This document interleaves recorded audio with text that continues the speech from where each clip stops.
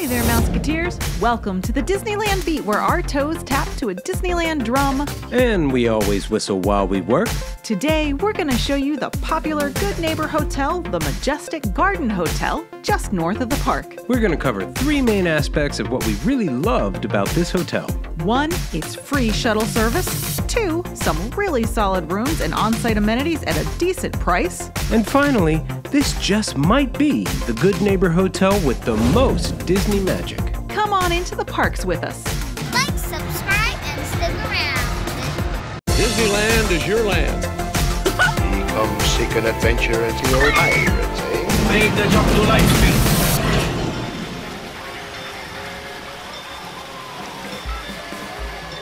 Hi, I'm Amy. And I'm TC. Okay, first is shuttle service.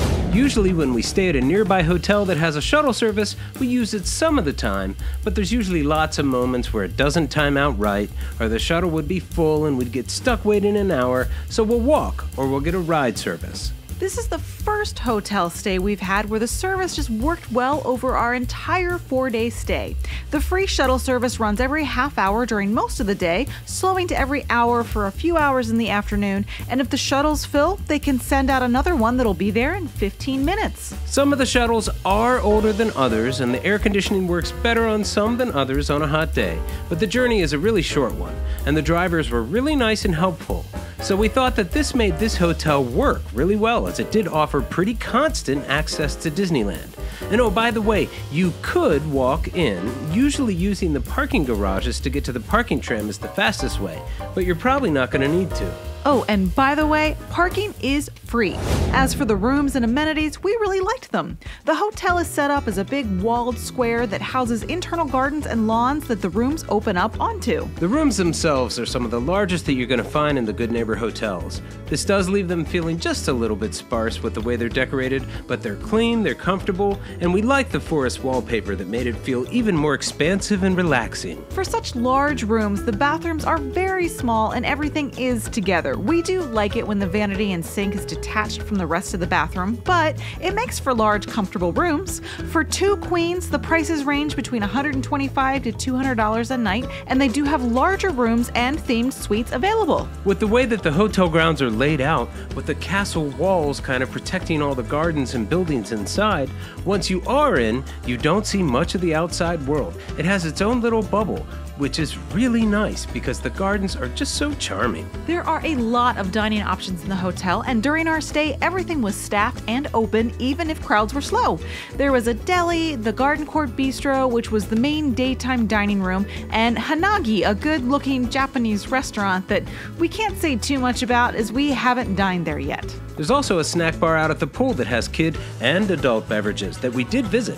The pool was great. It had a spa, there's cabanas, it's a big pool. We even had some duck friends join us for a little bit. And that brings us to the last and probably best aspect of this hotel. It really has a lot of Disney magic. Instead of just putting up a few Disney posters and paying a little face service to the parks, this hotel has embraced its own unique immersive style and quality, and it feels really sincere and genuine, and therefore it's got its own little bits of magic. The hotel has a very graceful castle theme and a full backstory with characters. The hotel's protector is the brave Knight Princess Corinne, who was saved by a snow dragon named Shadow from the evil Lord Sargon. As you explore the hotel, you're going to find references to the elusive Shadow, the mighty Princess Corinne, and their tales together painted on the walls, embroidered in the carpet, and you may even see Princess Corinne herself.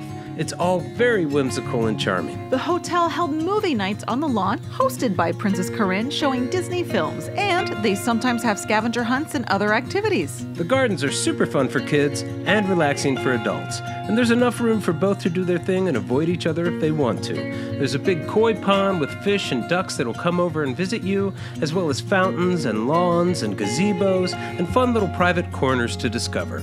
You are just north of the park here, barely a block away from Toontown, so the fireworks view is absolutely incredible, almost right over your heads. You can see both the low line and the high in the sky fireworks, but a heads up, the booms are really, really loud, much louder than you would hear inside Disneyland. And this does add to the thrill factor and it's exciting, but if you have like PTSD or audio sensitivities, be wary. But overall, we really do highly recommend a stay at the Majestic Garden Hotel. It made for a fantastic Disneyland vacation for us that, a bit to our surprise, felt like we pretty much got to stay in our own little Disneyland bubble. Check out third-party sites for the best deals on most days. Well, that's it for us today. Thanks for joining us. We'll see you real soon, Mouseketeers. See you real soon.